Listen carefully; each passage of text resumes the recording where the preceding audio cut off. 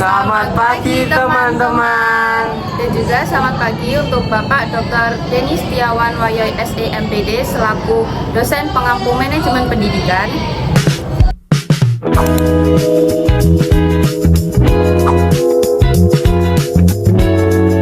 Kami dari kelompok 10 dengan tema manajemen berbasis sekolah. Dan sekarang kami akan melakukan observasi di SMK Negeri 7 Yogyakarta. Yeay.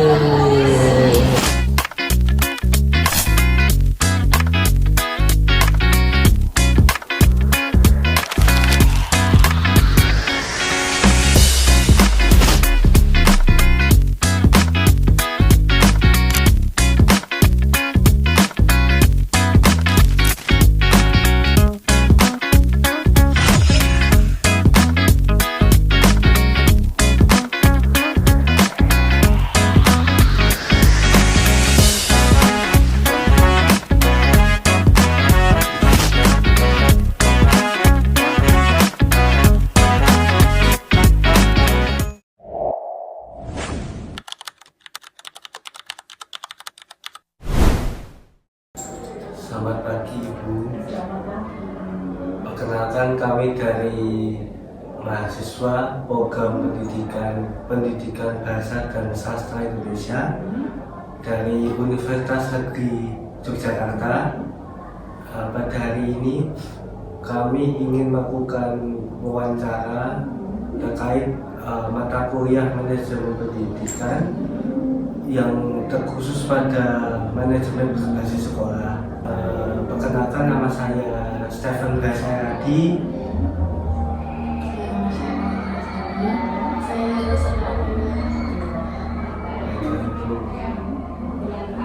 Saya langsung saja ya. Untuk pertanyaan pertama, bagaimana penerapan manajemen berbasis sekolah atau MBS dijalankan di SMK Negeri 7 Yogyakarta? Ini pemahaman saya ya, karena sebenarnya ini bukan ranah saya, ya ini ranahnya dari Ibu Yesi selaku Ketua Tim Pengembang Sekolah. Kebetulan Ibu Yesi jadi ada acara, dia tidak bisa menemui. Tapi kalau mau menemui juga nggak apa-apa, tapi tidak sekarang ya, karena Bu Yesi sangat sibuk sekali ya. Jadi sepengetahuan saya menjawab ya, untuk manajemen sekolah di SMK 7 Yogyakarta itu Bapak Kepala Sekolah dibantu oleh staf manajemen ya, dalam melaksanakan tugasnya. Staf manajemen itu ada kepala tata usaha, kemudian ada wakil kepala sekolah, ada wakil kepala sekolah urusan kesiswaan, wakil kepala sekolah urusan kurikulum, wakil kepala sekolah urusan humas, wakil kepala sekolah sarana prasarana, dan tadi ada satu lagi yaitu tim pengembang sekolah atau kalau dulu IMR ya, quality management itu ya, itu oleh BSC. Jadi ada 5 tadi dibantu oleh Ibu KTU dan juga dibantu oleh bendahara sekolah seperti itu, atau staf bendahara sekolah yang menangani untuk keuangan sekolah. Kemudian juga nanti pada saat pembelajaran juga ada wali kelas yang juga membantu kurikulum ya, dalam menjalankan kewajiban dalam mengajar seperti itu. Berarti sudah dapat peran masing-masingnya ya? Ada tugas masing-masing, ada SK-nya sesuai dengan ketugasannya seperti itu. Baik gitu. Lalu untuk pertanyaan yang kedua, apa bentuk kemandirian yang telah dimiliki sekolah dalam mengatur dan mengelola kegiatan pendidikan? Untuk sekolah memang sudah ada memang ada kerjasama juga dengan yang lain ya. Kita juga punya usaha, kalau di jurusan-jurusan ada yang namanya unit produksi, yaitu kemandirian dari jurusan ya Mbak ya. Seperti yang ada di akuntansi itu ada Kawan yang nanti bisa dibersami, yang untuk DKV produksi film ada studio, yaitu di sana juga menghasilkan produk berupa banner, kemudian ada kaos, ada kalender, ya Mbak, ada muk, ya ada gangguan putih juga ya, sehingga untuk jurusan-jurusan itu sudah bisa. Untuk pertanyaan ketiga, bagaimana sekolah berupaya meningkatkan mutu pembelajaran dan kompetensi peserta didik melalui penerapan MBS? Untuk sekolah untuk menerapkan MBS dalam bentuk pembelajaran ada guru magang ya. Jadi tidak ada siswa yang magang PKL, tapi guru juga ya. Guru diklatkan, diberikan pelatihan, termasuk setiap tahun itu ada yang namanya guru tamu ya Mbak ya. Di setiap jurusan ada guru tamu, kemudian ada pembelajaran outdoor study ya, seperti itu. Kemudian juga kita kalau guru tadi magang, selain magang juga guru pembimbing PKL, di mana nanti dalam pembimbingan PKL kan akan tahu ya sejauh mana kesenjangan antara sekolah dengan budi, sehingga tahu oh ternyata kalau sekarang itu budi sudah pakai seperti ini, nah kita berusaha menyesuaikan ya antara kebutuhan budi dengan sekolah, sehingga nanti dari lulusan SMA itu bisa sesuai dengan kehendak budi ya. Kalau tidak apa ya hampir sama ya Mbak ya, oh sudah bisa tentang ini misalnya yang DKV misalnya bisa membuat banner, kalau sudah sesuai misalnya, jadi nanti di dunia kerja sudah bisa diterima ya apa namanya itu keahlian atau kompetensi khusus yang dimiliki oleh tiap-tiap jurusan ya Mbak ya. Makanya kita ada kakak juga ya Mbak ya, yang kelas 12 itu sesuai dengan jurusannya Mbak. Masing-masing kan nanti akan dinilai dia kompeten atau tidak, seperti itu. Tapi ada bukti bahwa siswa telah kompeten itu ada sertifikatnya, seperti itu. Jadi kita ada pelatihan bagi guru, ada magang guru, kemudian juga untuk siswa ada PKL, ada guru tamu, ada outing kelas ya Mbak ya. Juga nanti kalau guru tamu di samping kita mendatangkan dari luar, juga mendatangkan dari alumni. Alumni itu siapa? Alumni itu kakak kelas ya, bisa kakak kelas yang sudah berhasil menjalankan suatu usaha. Jadi dia kesini nanti bisa memotivasi adik kelasnya ya, memberikan tips-tips bagaimana caranya untuk sukses seperti itu ya. Jadi malah lebih berhasil ya kalau dari alumni yang menyampaikan seperti itu. Mohon maaf Bu, saya ingin bertanya, berarti menjalankan usaha berarti dia sudah di jenjang setelah kuliah atau? Iya, dia sudah kuliah selesai, kemudian dia punya usaha sendiri dan sesuai dengan jurusan yang kemarin dia sekolah di sini, seperti itu. Jadi kan diundang sebagai guru tamu ya, misalkan diundang sebagai guru tamu di jurusan DKV karena dia punya usaha percetakan, dia udah buka percetakan sendiri dan laris seperti itu ya. Dia punya beberapa karyawan, nah, sehingga dari ilmunya itu ditularkan kepada adik kelasnya. Bisa memotivasi, di samping itu juga untuk membantu dalam pelajaran kewirausahaan ya. Jadi kita tidak terus harapannya pengen jadi pegawai, nah itu tapi sulit ya. Jadi SMP itu juga bisa membuka peluang usaha, peluang kerja bagi orang lain ya, malah kita bisa menyerap tenaga kerja yang lebih baik.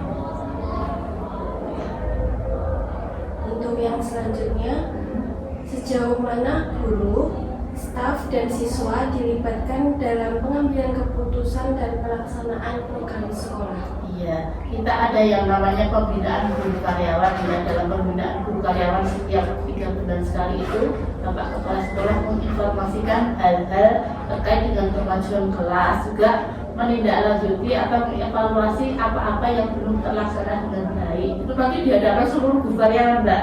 Jadi dihadirkan semuanya ya, dan guru karyawan sampai cleaning service ya, sampai CS Satpam juga dihadirkan sehingga semua tahu ya. Itu nanti apabila ada hal yang ditanyakan boleh. Istilahnya apa ya, terbuka ya, mau yang mau menyampaikan pendapat, mau menyampaikan hal-hal yang kurang sesuai disampaikan pada forum itu. Kemudian untuk siswa kita juga ada dialog antara kepala sekolah dengan siswa ya. Kita ada istilahnya kalau cuma tadi SGT ya Mbak ya, itu juga ada forumnya sendiri ya, jadi bisa menyampaikan inspirasi dari para siswa. Siswa juga boleh menyampaikan, kita juga ada kotak saran ya toh, boleh nanti menulis saran kebaikan untuk sekolah seperti itu. Dan juga kalau ada hal-hal yang perlu dibicarakan nanti biasanya langsung bisa bertemu dengan Bapak Kepala Sekolah ya. Misalkan kemarin ini kan baru PKL kan Mbak, ini September PKL kelas 12 semuanya ya, ini makanya agak sepi karena kelas 12 baru PKL 6 bulan sampai Februari besok ya. Itu ada beberapa yang bermasalah siswanya yang baru 1 bulan udah minta pindah. Nah ini kan apa ya Mbak ya, baru penyesuaian ya ibaratnya ya, itu kita sudah direhres, jadi anaknya kekehanya kita lapor ke Bapak Kepala Sekolah, ditindaklanjuti seperti itu. Jadi ada saling komunikasi, yang penting itu komunikasi ya. Jadi untuk seperti tadi kasusnya untuk anak yang tidak cocok dengan lingkungan PKL-nya itu bagaimana? Itu tetap di situ lah. Kalau dipindah lagi sama, karena apa? Yang pertama anaknya itu dari ya jurusan tertentu, tapi dia tidak mau disuruh berdiri ya. Misalnya kalau di supermarket harus berdiri atau enggak, itu nggak mau berdiri lama-lama. Padahal kan keharusannya SOP di sana seperti itu ya Mbak ya. Yang kedua dia tidak mau, misalkan harusnya naiknya pakai tangga, tapi tidak ada lift ya Mbak ya. Dia nggak mau. Yang ketiga dia itu maunya kerja itu bisa sambil main HP. Atau di mana pun ya nggak ada. Makanya coba itu kalau dipindah, saya bilang itu dipindah kemana-mana itu juga hasilnya sama ya tuh. Baru 1 bulan baru penyesuaian, biarkan di situ, biarkan dia belajar dari lingkungan. Yang namanya kerja itu nggak ada yang enak ya toh Mbak. Apalagi baru awal ya toh Mbak. Ya seperti itu ya. Dia tetap disuruh bertahan di situ. Berarti Dipindah di lain tempat kan sudah asal Pak. Kalau udah karakternya seperti itu ya. Ya seperti itu. berarti dari pihak sekolah menyarankan Iya, siswa iya, siswa harus bisa adaptasi dulu. Jangan apa-apa terus mengeluh lah. Nanti banyak yang pindah-pindah tidak dituruti ya Pak. Mau baru ini adaptasi kok sudah menyerah ya Pak, nggak boleh ya. Harus menyelesaikan lingkungan ya Pak. Juga nggak boleh mana ada kerja sambil main HP dimanapun nggak boleh toh. Ya seperti itu. Jadi harus apa? Siswa juga harus peka, peduli terhadap lingkungan ya. Nggak ada di mana-mana kerja boleh sambil HP kecuali kalau udah istirahat ya. Nah, itu siswanya seperti itu. Juga ngarani siswa itu, misalnya gugur ngarani mintanya lah kan ya orang tua ya sangat lah ya Mbak ya. Mau baru awal sudah mintanya liburnya hari ini. Ayo teman saya malah kok yang satu anak itu yang tidak mau sendiri. Nah itu makanya yang tadi saya katakan ya biar ada pembinaan dari sekolah, biar apa penyesuaian dulu ya, jangan apa-apa terus maunya. Dan kamu itu PKL loh Mbak, saya bilang itu PKL saja. Nanti kalau kamu cari di luar, cari tempat yang kamu sesuai itu nggak ada ya toh, yang sesuai dengan apa yang kamu kenal itu nggak ada di mana-mana. Tempat yang boleh main HP terus harus memang harus berdiri ya toh Mbak ya. Dia HP-nya duduk, temannya saja berdiri karena seperti itu. Istilahnya apa yang agak manja ya Mbak. Jadi ya biarlah dia menyesuaikan dulu ya toh, karena SOP-nya di sana seperti itu. Lainnya juga SMK juga sama Pak ya. Maksud kita mau baru berapa bulan aja udah minta diistimewakan ya nggak bisa ya. Istilahnya seperti itu. Baik, untuk pertanyaan kelima, bagaimana bentuk partisipasi masyarakat dan dunia industri dalam mendukung kegiatan sekolah? Iya, alhamdulillah kita banyak mendapatkan budi ya atau partisipasi baik itu dari masyarakat maupun dari luar industri ya. Kita kerjasamanya banyak. Kita alhamdulillah sudah sekolah PK yang beberapa bulan ya, banyak budi yang membantu. Kemudian juga kita mendapatkan banyak dukungan. Tadi salah satunya budi itu juga dari alumni ya Mbak ya. Dari alumni juga mendukung, apalagi kalau kegiatan bursa kerja ya Mbak ya, itu juga banyak sponsor-sponsor ya Mbak ya dari budi yang membantu, yaitu salah satunya yang memberikan manfaat positif. Di samping juga nanti juga ada kerjasama misalkan dalam hal magang gitu. Magang itu juga kita udah kerjasama enak dengan budi itu enak Mbak ya, selanjutnya kita kan diterima terus ya. Tahun berikutnya diterima lagi ya, seperti itu ya. Juga nanti barangkali ada lowongan kerja ya Mbak ya, akan diinfokan minta yang anak PKL kemarin di sini kalau minta lah seperti itu. Nah, kalau hubungan sudah terjadi kerjasama antara sekolah dan pendidikan enak Mbak. Mau magang guru juga boleh, mau PKL siswa boleh, ada lowongan sudah diinfokan ya kan, membantu kita Mbak ya, dalam memberikan kesempatan kerja kepada siswa. Dan juga kalau ada lowongan kerja selalu menginfokan kepada siswa, ada bursa kerja ya Mbak ya, yang menginfokan lowongan kerja bagi siswa. Untuk pertanyaan yang keenam, apa kendala yang dihadapi sekolah dalam menerapkan manajemen berbasis sekolah untuk mencapai kemandirian dan peningkatan mutu pendidikan? Itu kadang-kadang kita kembali ke SDM ya Mbak ya.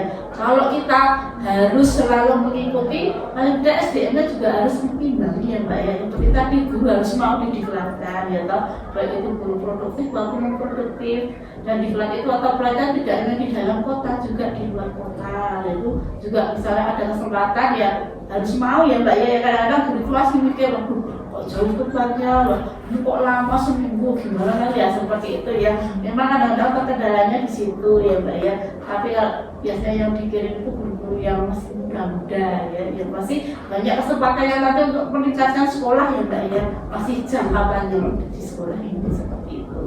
Kita berusaha juga untuk meningkatkan SDM untuk mengimbangi tadi Mbak, untuk kemajuan teknologi kita ya Mbak ya, biar sama dengan apalagi sekarang di dokteran SMK itu kan selalu tuntutannya dengan SMK itu macam-macam ya Mbak ya.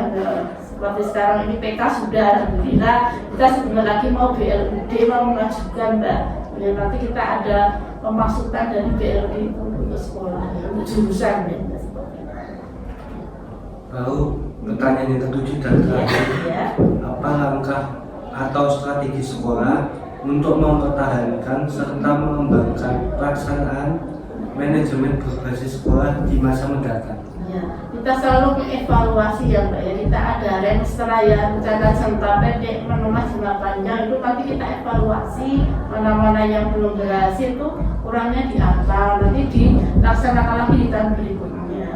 Kalau sudah berhasil ditingkatkan lagi seperti itu ya. Jadi ada keberlanjutannya ya. Dan itu nanti juga ada ini Mbak dari staf sekolah ada laporannya ya. Seperti itu. Apa yang belum terlaksana, kemudian karena apa kok belum terlaksana, misalkan seperti itu selalu dilaporkan sehingga bapak kepala sekolah bisa menindaklanjutinya di tahun-tahun yang akan datang.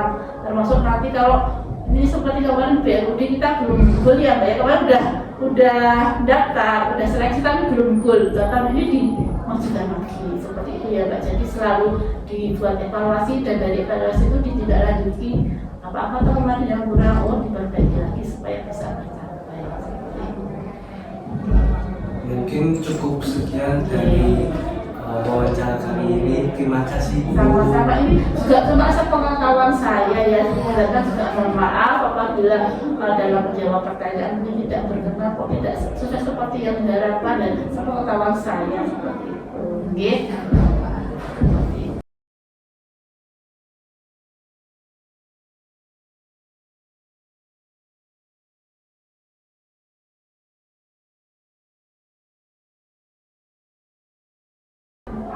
Mungkin cukup sekian wawancara manajemen pendidikan terkait manajemen berbasis sekolah. Saya Stefan Bersaradi.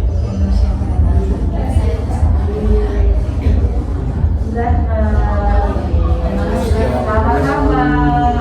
Bisa saya bantu sepengetahuan saya. Ya. Terima kasih Bu. Sama-sama.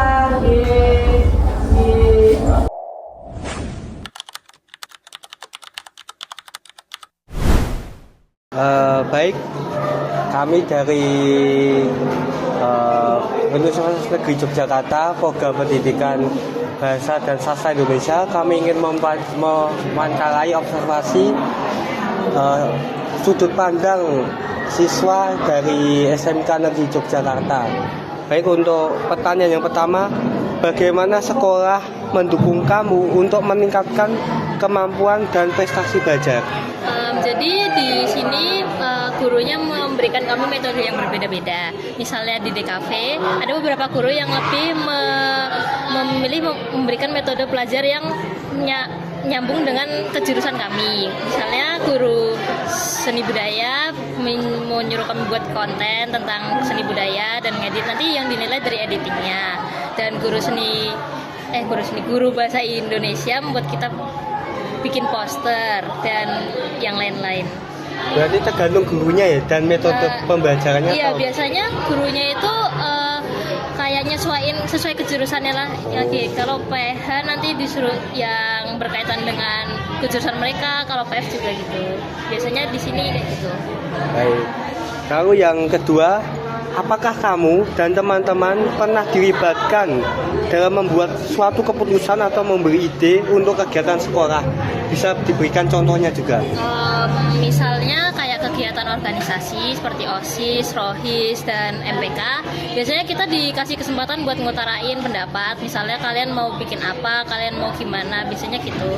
Atau enggak saat di kelas, saat ada presentasi ataupun ada musyawarah tentang kebijakan kelas, biasanya kita disuruh mengapresiasikan pendapat kita masing-masing. Bu, ini sebutkan nama dan itu. Nama saya Raya Manda Fatima dari 10 DKV. Baik, terima kasih.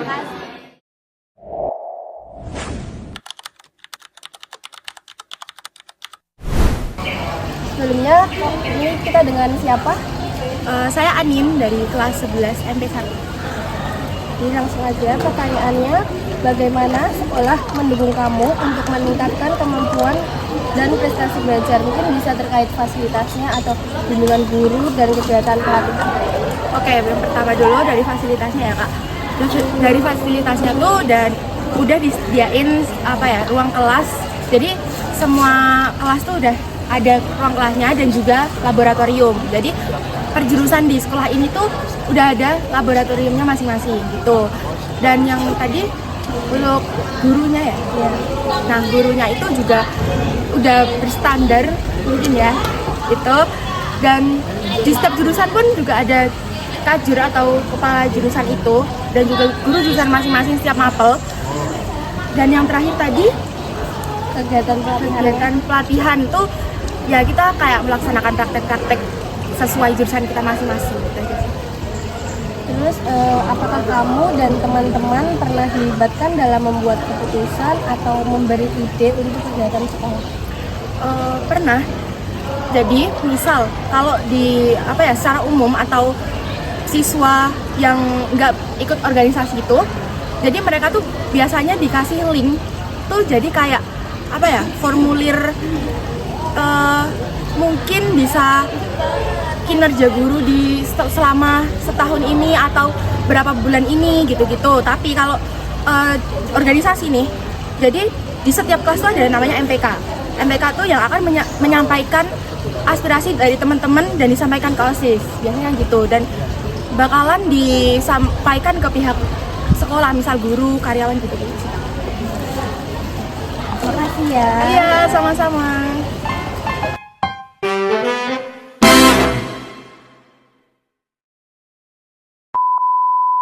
Assalamualaikum warahmatullahi wabarakatuh.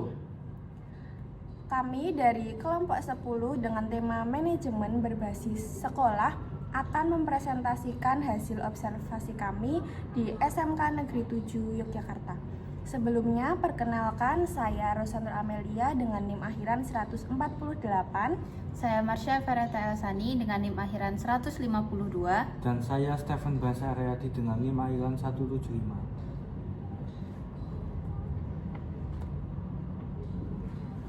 Yang pertama ada definisi manajemen berbasis sekolah. Manajemen berbasis sekolah merupakan pemberian kebebasan pada sekolah untuk mengatur dan mengurus segala sesuatu yang berkaitan dengan penyelenggaraan atau usaha sekolah dalam meningkatkan atau untuk mencapai tujuan pendidikan secara efektif dan efisien. Menurut E. Mulyasa, MBS merupakan salah satu wujud dari reformasi pendidikan yang menawarkan kepada sekolah untuk menyediakan pendidikan yang lebih baik dan memadai bagi para peserta didik. Tujuan manajemen berbasis sekolah yaitu yang pertama, untuk meningkatkan mutu pendidikan melalui kemandirian dan inisiatif sekolah dalam mengelola dan memberdayakan sumber daya yang tersedia. Kemudian yang kedua, meningkatkan kepedulian warga sekolah dan masyarakat dalam penyelenggaraan pendidikan melalui pengambilan keputusan bersama. Yang ketiga, meningkatkan pertanggungjawaban sekolah pada orang tua, masyarakat, dan pemerintah tentang mutu sekolahnya.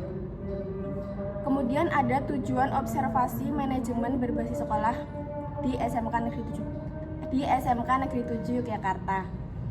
Observasi ini bertujuan untuk mengetahui penerapan manajemen berbasis sekolah di SMK Negeri 7 Yogyakarta, terutama dalam hal kemandirian sekolah, peningkatan mutu pendidikan, serta keterlibatan warga sekolah dan masyarakat. Selanjutnya ada fungsi, yaitu manajemen berbasis sekolah atau MBS berfungsi untuk meningkatkan efisiensi, mutu, dan pemerataan pendidikan. Peningkatan efisiensi tersebut adalah diperoleh melalui keleluasaan mengelola sumber daya, partisipasi masyarakat, dan penyederhanaan birokrasi. Sementara peningkatan mutu dapat diperoleh melalui partisipasi orang tua terhadap sekolah, fleksibilitas pengelolaan sekolah dan kelas, lalu ada peningkatan profesionalisme guru dan kepala sekolah, serta berlakunya sistem insentif dan disinsentif. Sedangkan peningkatan pemerataan diperoleh melalui peningkatan partisipasi masyarakat yang memungkinkan pemerintah lebih berkonsentrasi pada kelompok tertentu. Selanjutnya ada profil SMKN 7 Yogyakarta.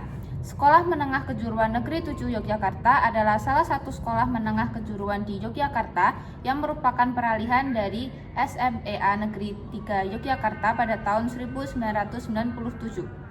Untuk alamatnya ada di Jalan Gowongan Kidul, Blok C, CT3 nomor 416, Gowongan, Kecamatan Jetis, Kota Yogyakarta, Daerah Istimewa Yogyakarta.